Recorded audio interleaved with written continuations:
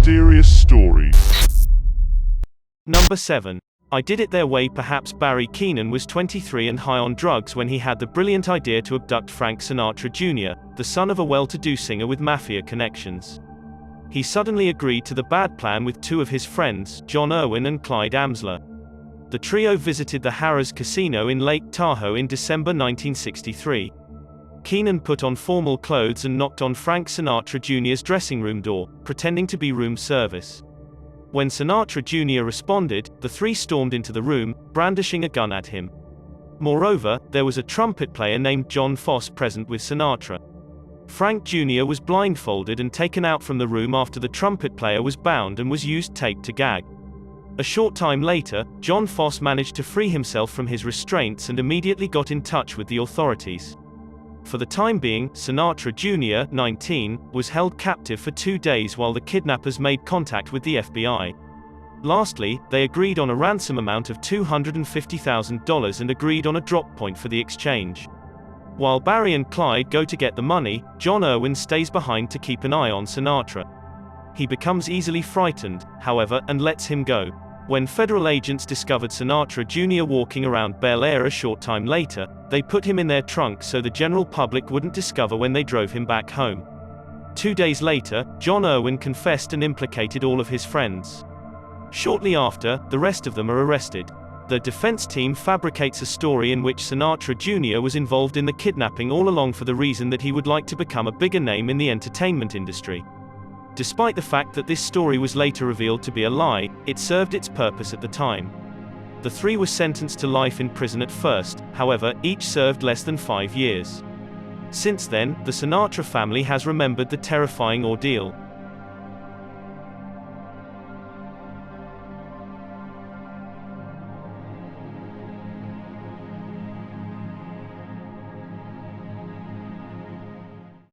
Number 6. The Facebook police. In 2014, Dustin Murren was taken as hostage and inflicted pain by 3 teenagers named Jenna Montgomery, Jess Taylor, and Blue Kalmbach as retaliation for calling one of them a homophobic. Jenna pretended to be interested in meeting Dustin for some after-school fun to accomplish this.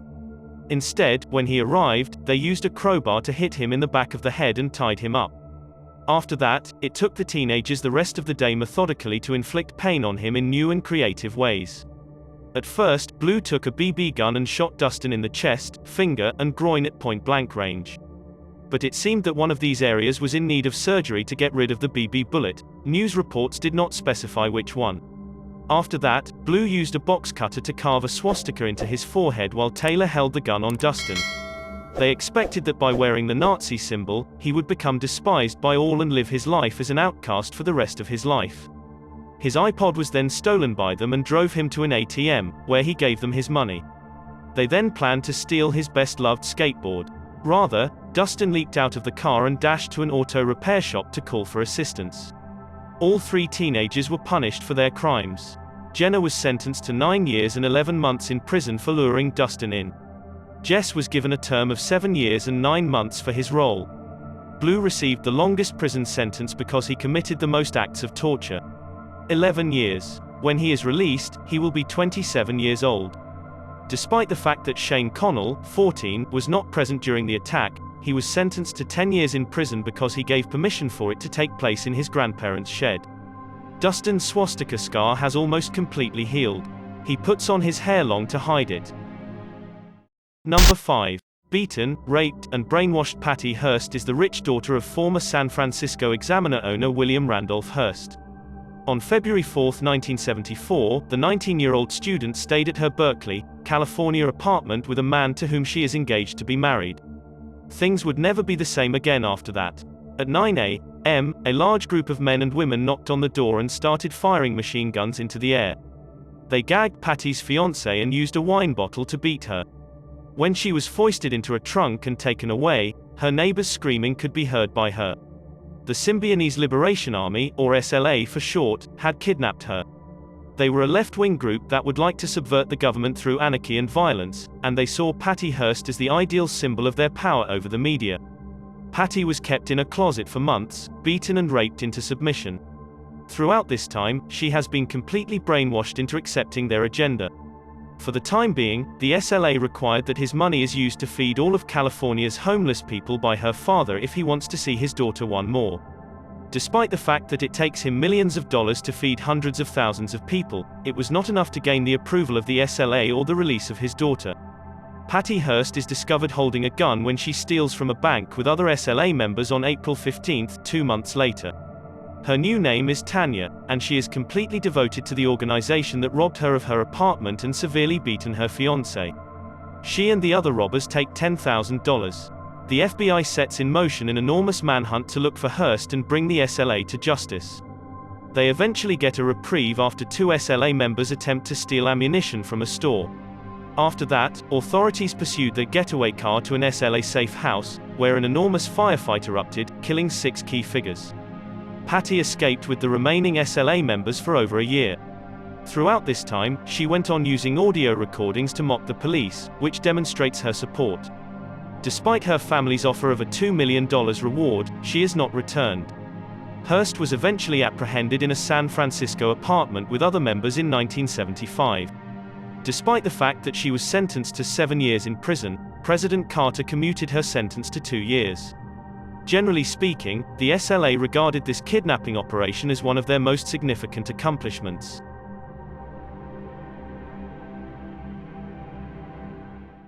Number 4. Who stole Cal Ripken's mom? Cal Ripken, also known as the Iron Man, was a well-known baseball player who played for the Baltimore Orioles from 1981 to 2001. Throughout this time, he seemed to play 2,632 consecutive games, the most in Major League Baseball history. When he neared the world record, despite the fact that he was subjected to numerous death threats from people who did not want him to win, he is courageous enough to ignore them and continued his unbroken streak. Despite the fact that there is no anything that could have made preparations the Hall of Famer for what took place to his own mother in 2011, many years after he had retired. Violet Ripken was 74 years old when this happened. One evening, she was worried about her own business in her garage when a man rushed at her, putting on a mask and pointing a gun. After that, she was blindfolded and pushed into the backseat of her own Lincoln Continental by the attacker. They left together rapidly. They stopped at a Royal Farms convenience store to buy something at one point, and a customer spotted Violet in the car. When he inquired about the tied-up old woman in the backseat, the kidnapper quickly pretended that a story about Violet being his mother is true in order to deceive her, and that because she had Alzheimer's disease, keeping her tied up was the only way to keep her from walking slowly on her own. It is not surprising that the man was not convinced by the story. He entered and informed the cashier about the strange encounter, who then got in touch with the cops and reported the car's license plate. The car had already started moving at that point. The kidnapper brought Cal Ripken's mother to Walmart sometime during the night. She remained in the car while her credit card was used to purchase more random items by him. Suddenly, the FBI came into possession of the surveillance tape and released it to the public in the hopes of identifying the abductor. As the police learned that Cal Ripken's mother had been kidnapped, they sent every available unit for finding her. As luck would have it, they didn't have to look for a long time ago. The following morning, a 28-year-old neighbor named Eric Snyder noticed the silver Lincoln Continental parked on the side of the road. A white sweater was waving frantically out the back window. Cal Ripken's mother was signaling for assistance. She suddenly came back, which made the police perplexed as much as it relieved the Ripken family. Why would anyone have trouble when kidnapping a well-known athlete's family member and safely returning them the following morning? He made no demands for ransom money and did not seem to have a personal vendetta against the Ripkens. Violet's testimony contained all of the answers because she was the only witness to the event. Her story appeared to be not at all what the police were looking forward to. According to Violet, her kidnapper explained to her from the start that he did not plan to cause her harm. Moreover, he was extremely courteous to her at all times. Despite the fact that he was going to tape her eyelids shut at first when that idea made her scared, he made up his mind to use fabric instead. Although he did keep her hands tied the whole time, he also lit her cigarettes and got her food. The entire time, he appeared genuinely anxious about her well-being. Violet was never asked about her son or his career as a Major League Baseball player by the kidnapper. The guy appears to have been completely unaware that he had taken the mother of a well-known celebrity. He seemed to drop her off on her own block after he had finished using her credit cards to purchase things all over town. At first, despite the fact that Cal Ripken gave a $2,000 reward for the man's identity, in 2012, he increased it to $100,000. The case was even taken up by popular television personality John Walsh, who featured it on his show America's Most Wanted. While putting on an oversized trench coat and standing beneath a lamppost surrounded by studio fog, he refers to the kidnapper as a dirtbag. This helpful strategy, however, was insufficient to solve the case, and the man remains at large to this day. Number 3. Child slavery rings. Johnny Gosch seemed to be a regular 12-year-old child on a paper route in West Des Moines, Iowa. There is a man who stops and requests Johnny for directions on this September day in 1982. Something didn't seem quite right about him. After he drives away, a second vehicle observes Johnny for a few moments before approaching. There are two men jumping out of the car, grabbing him, and throwing him in the back seat. The car peels away, the wheels are scratched. When the Gosch family receives phone calls from neighbors bemoaning that their newspaper has not been delivered to them by Johnny, the father goes on a search for the boy. Instead, he discovers Johnny's abandoned bike, as well as a basket full of undeliverable newspapers. Johnny's mother, Noreen, gets in touch with the police. Despite the fact that witnesses saw Johnny being thrown into the car, authorities dismiss the case as a runaway. The FBI is also of no assistance. At the end of Noreen's tether, he hires a slew of private investigators to look into what took place. It seemed that two of them, a man named Jim Rothstein and a retired cop named Ted Gunderson, inform her that Johnny is a victim of an international child exploitation ring. Members of the CIA, FBI, and several politicians take part in, which is likely why the case went unnoticed when it was first reported. There are even hints of satanic rituals and mind control. These claims are supported by other victims who have since been rescued. 6 months after Johnny has disappeared, according to a woman, she was approached by a boy who yelled at her that his name was Johnny Gosch and that he had been kidnapped.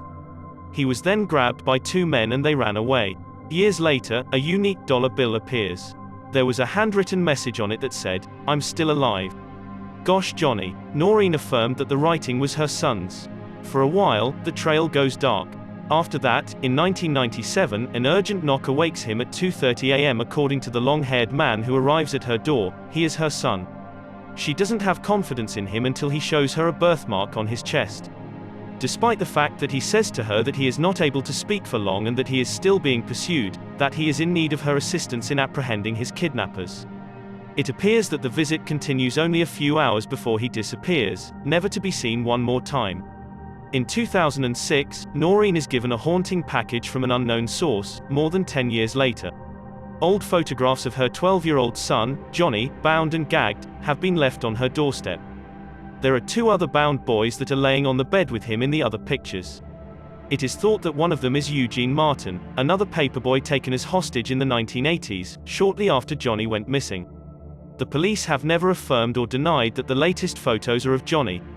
The boy's mother, on the other hand, believes that someone is still out there with the information she requires, someone who isn't afraid to tell her that her son was just another trophy to them.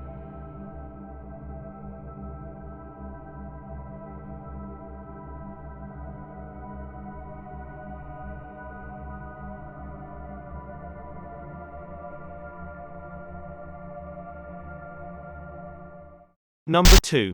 Off with his ear. It appears that John Paul Getty III was the grandson of oil tycoon John Paul Getty II, who was one of the wealthiest men in the world. In 1973, John Paul Getty II was 16 years old and living a happy-go-lucky life in Rome, where his father was doing business. While the younger Getty was occupied in dealing drugs, selling paintings, and making jewelry, Italian gangsters kidnapped him. Despite the fact that the gangsters said to the Getty family that they needed to pay $17 million in cash to get their son back, police investigators initially questioned whether this was a genuine kidnapping.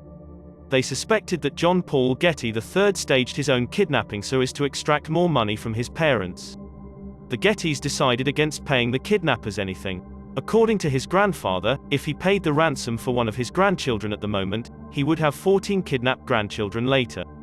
Still, 3 months later, the Gettys were persuaded to change their minds by a grisly package.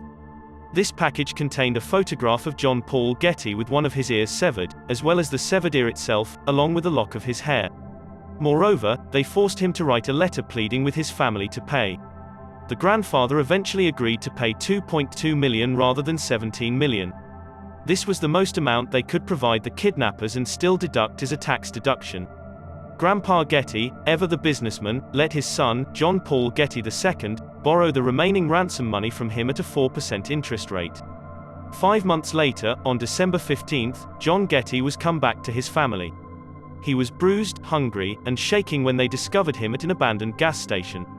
After that, he led a reckless life before dying in 2011 from complications related to his long-term drug use. Only 2 of the 9 men who took prisoner for his kidnapping were convicted. Number 1. 5 children in Chihuahua, Mexico invented the name of a game. When Christopher Raimundo Marquez was only 6 years old, he was invited to collect firewood with neighborhood children aged 12 to 15. Despite the fact that they went down to the stream, rather than collecting wood as promised, they changed their minds and said to Christopher that they were going to stage a kidnapping instead. Christopher's hands and feet were bound by them and they used a thorny stick to beat him.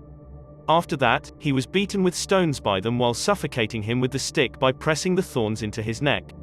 He was stabbed in the back by them once he was dead for good measure. To cover their tracks, a hold was dragged with their hands by them and he was dumped in it with a dead animal. It seemed that they were all discovered after one of the boys informed his mother. 3 of the children are under the age of 14, so they are not charged with murder. The others have been imprisoned. Despite the fact that Christopher's mother has vowed vengeance, she hasn't said whether she's devised her own kidnap game. Thanks for checking out this video. Be sure to subscribe because I upload a new video every day. Or if you're still not convinced, here are some of my other videos that I think you'd like. Enjoy.